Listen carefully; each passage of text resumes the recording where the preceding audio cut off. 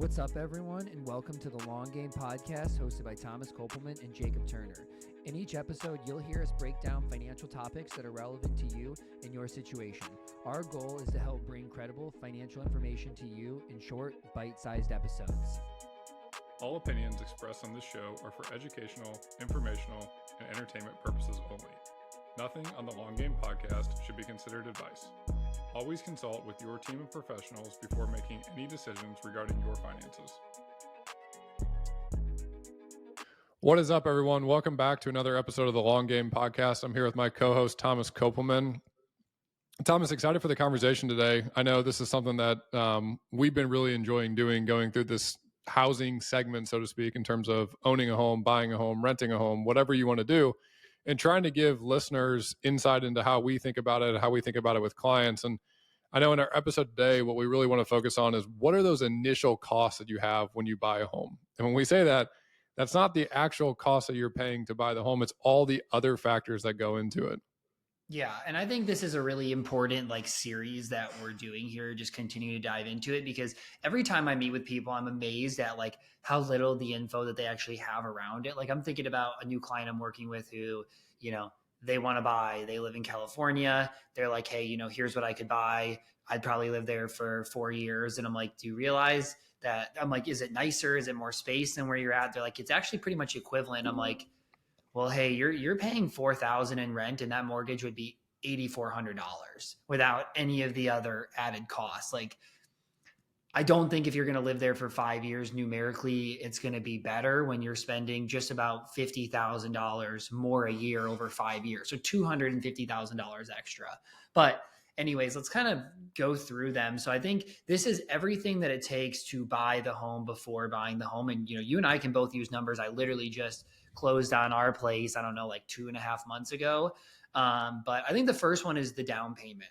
And I think this is pretty easy. This is one that most people understand. But I think when most people hear the down payment, they just assume I'm putting 20% down. And I think there is some merit to 20% down, right? Do you want to avoid PMI? Potentially, right? But there's so many different types of loans. I have clients who are getting lot loans into construction loans, and how much you have to put down. And I think a lot of people don't understand the difference between a jumbo loan versus a conventional loan. And most times, if you're going to have a jumbo loan, which is somewhere between $750,000 to $800,000 depending on location, they start to require that you end up putting 20 to 25% down. But then there's the other side of things. I work with some physicians, and physicians can put 0% down, whether that's right or wrong. But I think how I always equate this to people is you should be able to afford 20% down.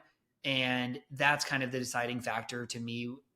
If you're ready to buy a house, that doesn't mean you have to put 20% down. And I personally didn't put 20% down. I knew that where I'm living, I'm going to be here probably 5-ish years, 7 at the most.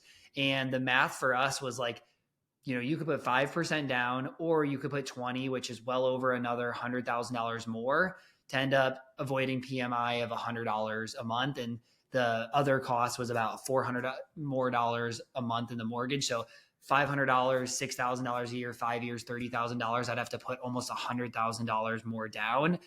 I'm I would much rather leave that in the market every day of the week. Yeah, I think you make a great point in the fact that you were already thinking about what your what's called exit strategy is. How long am I going to be here? Because most of the time when people are buying a home, this is the first, second, maybe the third time they're doing it. You don't do this a lot. And oftentimes you get caught up in, the mortgage broker said this term PMI, and he said it's not good to have that. So I have to make sure at all costs I avoid that, right? Without actually knowing what are the costs of it? And then also, to your point, what is your goal for the property? When I got my first home, the home that we are selling now, we got a 7-year ARM. So what that means is the rate is adjustable after 7 years. So it's on a 30-year amortization schedule, just like a conventional regular mortgage, right? But after 7 years, it could potentially adjust. And the reason we did that was I was already thinking out and saying, as our family grows, as we get more stable in our home life, and maybe I'm not traveling around with sports so much, we might want to buy a different home. And in 7 years, if we didn't buy it, I'll probably just pay it off, right? And I think that's one thing to think about when you're going through these different options. Do I pay cash? Do I take out an ARM? Do I pay a 30-year? Do I pay a 15-year? Do I do PMI? All these different factors that come into play with it, I think are really important to consider. Yeah, and I think maybe we stick, on this topic actually, because we don't have a separate episode talking about mortgages. And I think you made a really good point. And I think for so long, and I was probably one of them that was like, ARMs just don't make sense, right? But in a low interest rate environment, a lot of times they don't. If you're at a 3 or a 4% mortgage, historically that's really low. So the likelihood after 7 years, 5 years, 3 years, et cetera, that you're going to be able to refinance to a lower rate is low. But today that's a little different, right? Historically we're at average, but in the new world we're in, it feels really high. And so for certain people, an ARM might make sense, thinking that in 3, 5, 7 years, they might refinance, especially if there's a pretty good cost savings. Let's say it's $500 a month or $1,000 a month somehow on a larger place to do an ARM, and then be looking for refinancing opportunities throughout that, does make sense. But typically to have an ARM be more favorable, you do need a lot down. For me, it was actually the exact same, if not like 0.1 higher to have an ARM, just because that we had less than the 20% down. Yeah. And even, I just love how you thought through the different options that were there. I think a lot of people get cornered into only understanding, well, I have to do a 30-year traditional mortgage, and that's the only option for me. I've done an ARM on this new home we're buying. We did a 5-year ARM. And the reason why we did it was it's about 1% lower in terms of the 30-year. And the reason for that being is what my goal is with the property is in essentially 6 months, I'm going to make the option of like, do I just want to pay it off or do I want to keep it? But I wanted to have the option to potentially refinance if rates go lower, if rates go higher, maybe we just pay it off. But in 5 years, I'll definitely have clarity on what I want to do with it. And I feel really comfortable with the fact that if in 5 years, if rates are double what they are, we'll have paid off the property. But that's having some foresight to look out into the future and say, is this something that we want to be doing? Because the worst thing you could do is get an ARM, which again, for people that have never heard of an ARM, it's just an adjustable rate mortgage. So all that means is it's locked in for a certain period in time, 5, 7 years. And then after that 5 or 7 year period, it's going to revert back to typically what current interest rates are. So to Thomas's point, a decade ago, interest rates were around 3%. Everybody said there's no way they're going to go lower. Well, if I would have just kept an ARM for 7 years and actually refinanced, they actually would have been a smidge lower, which is super lucky. Don't ever assume that was going to happen. But it's also important just to understand what these different options are out there in the marketplace. Yeah, I think that's by far the most important part. And then looking for refinancing opportunities during that. The one thing I do tell a lot of my really wealthy clients is, some of them are moving, they have paid off houses, they're going to the next one, or they're just very wealthy and they're buying a house. And I'm like, we can think about this, right? Like the younger you are, I think the more advantageous it probably is to have a mortgage and let that big dollar amount be invested. I've used this as for certain people to like, hey, you own a ton of an individual stock or crypto or whatever, like let's turn that into paid off property. But there is the reminder that if rates are 3% ever again, you can cash out refi. And maybe it's at a 3, it's a 3.5 or something like that because you have a little bit higher of cost. But today at 7 might not be the right move. But in the future, if you say, great, I can afford monthly payments, let's pull out $700,000 and have it at 3%, and I'll go invest that or do something else with it. Like you aren't stuck in never having a mortgage if you pick that route. Yeah, it's all about understanding what your optionality is. And one thing that we deal with a lot with athletes specifically, but I also see with entrepreneurs, if the W-2 income is kind of wonky, right? So you think about an athlete and they typically don't qualify for a mortgage because the mortgage company says, well, you only have a 1-year contract. And what does it look like after this? So understanding what your options are important, right? So a lot of these athletes will do essentially asset-backed mortgages where they're taking the investment portfolio they have and the mortgage company is essentially using that as the collateral on the loan instead of a W-2 salary that they're being able to show. Now, this is different than a margin rate. You're still getting a traditional mortgage. But again, I think it goes back to just understanding what are your options. Thomas, you mentioned with physicians being able to put 0% down. Most of the time when people are going into this, they've only bought a house once, twice, maybe 3 times, not very often. And why I think it's really important to make sure that you have somebody in your corner that's really just educating you on the different options. It's not pushing you one way or another because there's a lot of great mortgage brokers out there, but the reality is They're going to make money in different ways. And you want to make sure that you're getting some sort of agnostic viewpoint on what are the best options for me. Typically that mortgage broker doesn't know what your plans are for 3, 5, or 10 years into the future. Yeah. And I think I want to go back to one of the points that you're making about the like mortgage backed by securities, really.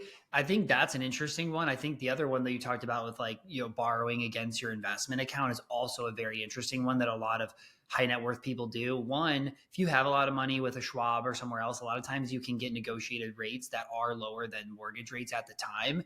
Downside is that they are variable, right? So like if you did this at 3%, you're probably at a way higher loan now. That would hurt. On the flip side, if you do it now at a lower rate and then it keeps dropping, one, you could still get a mortgage, but two, what people forget is that now that entire amount is deductible. So instead of, if you have a $2 or $3 million home, instead of only the first $750,000, that with the interest, you can actually get way higher, up to $2, $3, $4, $5 million. And I think that's something that a lot of people don't know about. Is it the right strategy? I mean, if your portfolio is, Meta, space, Salesforce and 4 companies, probably not, because those might see 50% declines. But if you have a pretty big portfolio and you're only borrowing a small percentage of that, and it's invested pretty well and pretty diversified, it is a strategy, that is worth considering. Yeah, the other thing I would add to that too is for people that have a bunch of appreciated positions, you don't have to sell those positions and realize the capital gains, right? So you can take out the margin on those positions and you don't have to sell those positions. We had clients when mortgage rates were around 3%, we were able to get some margin rates closer to 1.5% for clients that had larger portfolios. So it's definitely something to look at. Right now, margin rates are a lot higher. I think the stock rate at Fidelity right now is about 12%. Now, Thomas, to your point, there's definite options depending on who you're working with and what your portfolio size looks like to potentially get a more negotiated rate, and you can write it off, which is interesting. But I think even the bigger aspect is if you own Facebook and you bought it at $88 a share 2 years ago, and it's a huge piece of your portfolio, you might not want to sell and take all the capital gains and then be paying interest on the flip side of it. Exactly. So I feel like we've hit on most of them. The last couple I want to hit on, one is just interest only loans. I'll be honest, I almost never see this make sense. I've seen people do it, but like all you are is betting on appreciation, right? So if you have $1 million home, 7% interest only, I mean, that's $70,000 a year. And what you're hoping is that appreciates over time and definitely doesn't depreciate. I've seen some people do that. It really, to me, is just like you're almost like renting out the place and banking on it growing. I'm a little bit more of a pessimist. I don't really count. I wouldn't want to bank on really high appreciation rates after what we've recently gone through. I would much rather bank on like average. Yeah, I've actually seen a lot of athletes do interest only, and I think it can make sense. But Thomas, to your point, I think most of the time when they're doing it, they're educated on the half of it. They're saying, oh, well, it's less payment, so it's going to give me more optionality, right? Because I don't know what my salary is going to look like. But back to a comment that we've made previous in this series is if you can't afford the house with your situation today, don't buy it because you can afford it because you did an interest only payment. The other time that I've seen people do it, and again, I don't think this is right for them to be doing it, is in really high cost of living areas where they're saying, well, the cost of living is so high and the appreciation's been so great for so long that we're just going to bank on it. Again, you and I think, Thomas, are in agreement here, and I want to speak for you that we are not market predictors. I'm not going to predict what the real estate market's going to do in the next 3, 5, or 10 years. Now, if I was betting on it, I would say I think we've had some really nice appreciation over the past decade. I don't know if I would bet on it duplicating exactly what it's done over the past decade. So if you're taking out an interest-only loan, much to your point, Thomas, like you are betting on either appreciation or you're going to have to come to the table with more money if you potentially sell that property in the future. Exactly. So the last one is really just regular fixed mortgages. And I think the only thing I want to hit on is time frame. I think, the Dave Ramseys of the world, a lot of people are like, pick a 15-year mortgage and pay it off as quickly as you can. And I just kind of disagree. I think through the lens of financial planning of opportunity cost and flexibility and all of these things. And, if you pick a 15 versus 30-year mortgage, yes, you're going to have a slightly lower interest rate. For me, I think it was like 0.3% or something like that, 0.2%. So decent, but, nothing crazy. But the thought is if you can afford a 15-year mortgage today, great, but you might not be able to in 2 years. If you're a business owner, if you're in sales, if you have dual income, and who knows if one's going to stay at home when you have kids, you're stuck, right? And I think a lot of people are like, well, hey, that's if I do a 15-year mortgage and, down the line, I need some flexibility, I can refinance. And I'll say, look at if that was you 3 years ago, right? Right now, you would refinance to a 30-year, and it would be probably the same price, if not maybe a little bit more expensive than what a 15-year was at 275. So my thought, and what I always do, and what I always try to guide clients to do, is do 30-year. Most times I still don't really have people pay it off quicker, but if you want to, you can still pay it off in 15 years. And yes, there's going to be some opportunity cost, but when that point of your life happens where you really wish you had that freedom and that flexibility, you're going to be happy that you gave that to yourself. Yeah. I'm open to most mortgages. For some reason, I just don't like 15-year mortgage rates. And I think the reason for it is when I first got educated on mortgages, a mentor of mine gave me this comment. He's like, if you want a 15-year mortgage rate, you're not going to get some crazy interest rate discount for it. And essentially what you're doing is you're just locking up less flexibility for yourself.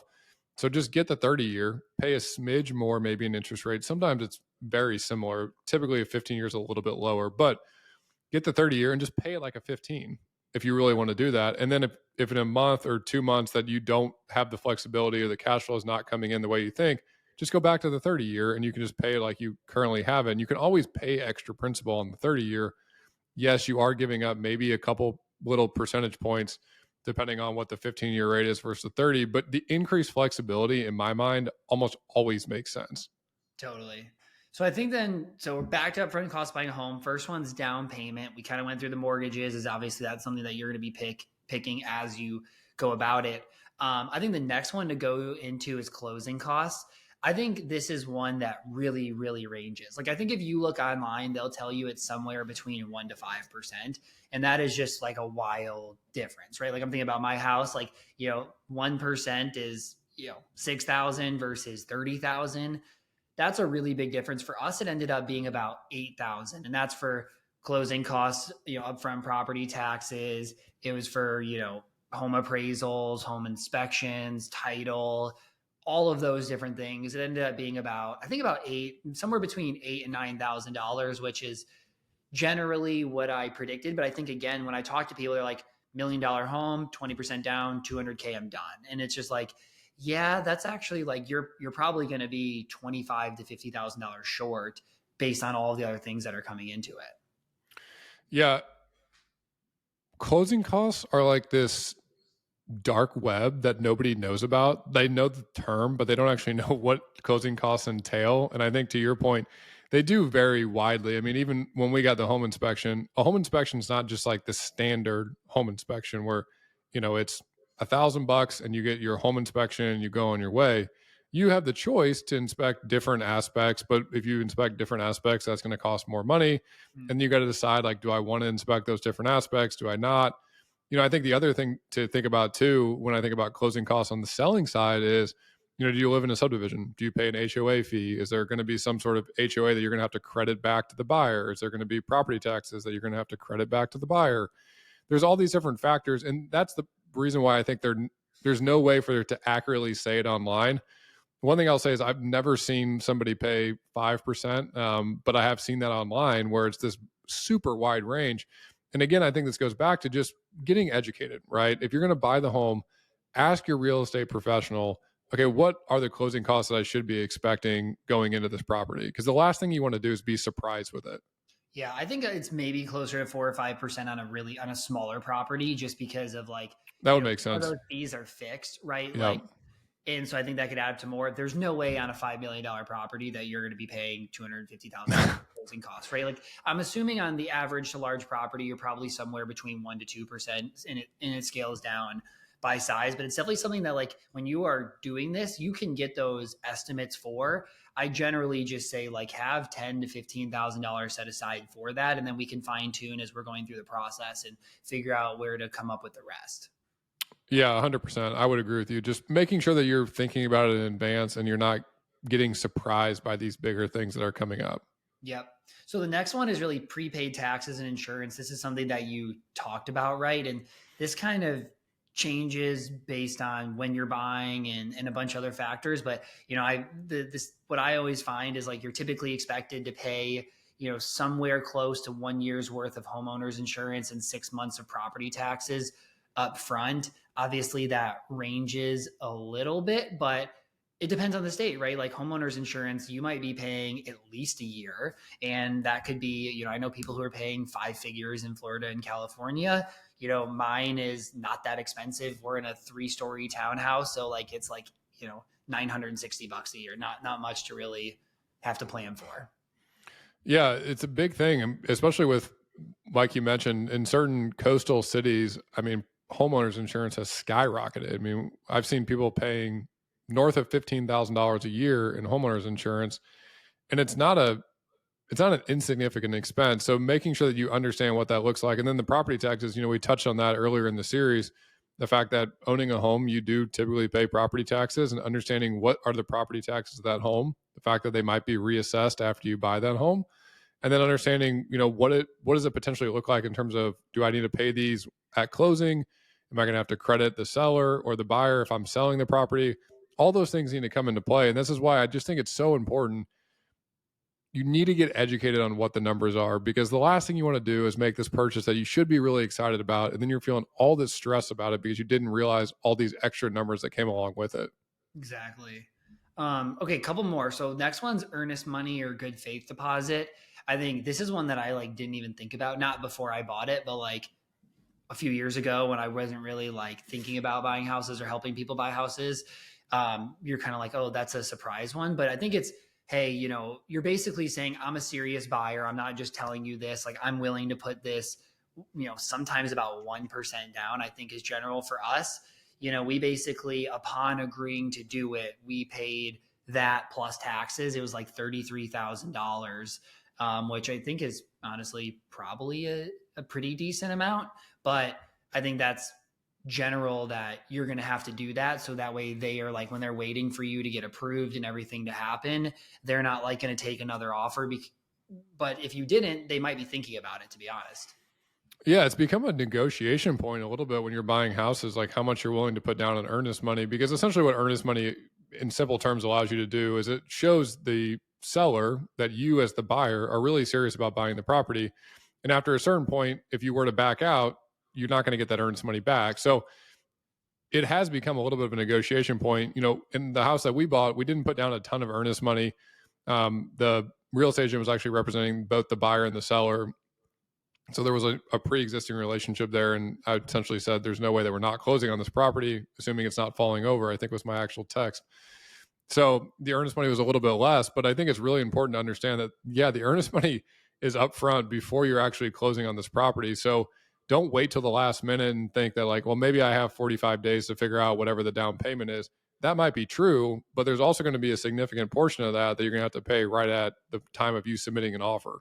Yeah. And just to note, this ends up being part of that purchase. Yep. Right? It counts towards your down payment, which I think sometimes people are like, wait, what? I'm just giving up this money. It's like, no, that's going to be applied. But if you do back out, like you said, that might be something that ends up being wasted. And then the last one is really just moving and furnishing your new place. Again, most people that I see doing this or helping buy a home are either going from apartment to home or one home to bigger home, right? And half the time they forget that if you live in a 2-bedroom apartment and you go buy a 5,000 square foot house that has 4 or 5 bedrooms, that's not $10,000 of furniture. That might be 30, 40, 50 plus $1,000 of furniture. And then on top of that, paying movers and getting everything shipped. And I have people go cross country and cars need to be shipped and things like that. So it's definitely something that you want to make sure that you plan for. Furniture is expensive. And I think people often underestimate how much furniture costs. And then they often underestimate that if they were going to sell their furniture, what they're going to get for it. So we've seen a lot of people, they buy a home and then they end up selling the furniture down the road and they get pennies on the dollar because used furniture does not hold essentially any value. If you're buying furniture, that's also a good point to understand that if you're willing to buy some used furniture, there's some places that you can go, whether it's online or in your local town, to buy used furniture where you can potentially save money there.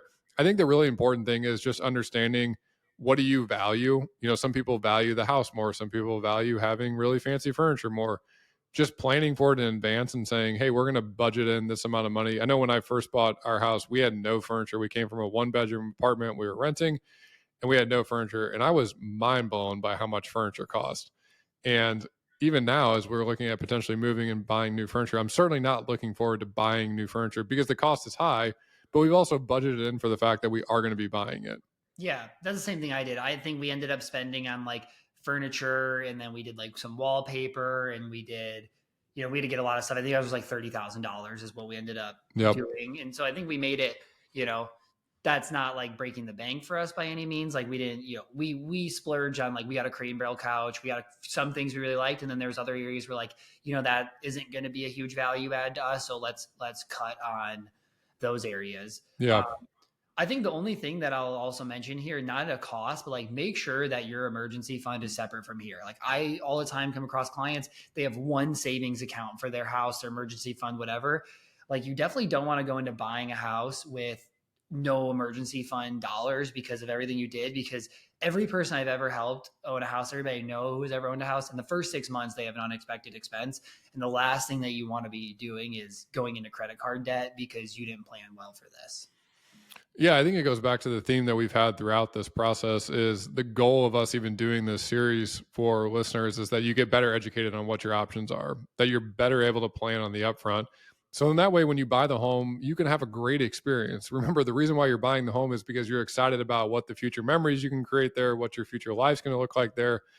And the last thing you want to do is be house poor and be stressed about the fact that, well, now I didn't realize I had to buy a new couch and it's going to be a couple $1,000s, or I really don't want to move all my furniture from my other house, but I also don't want to pay a moving company because I didn't budget that in. So when we think about all these upfront costs, just make sure that you're planning for that. It's not just what the Zillow listing says the price is going to be.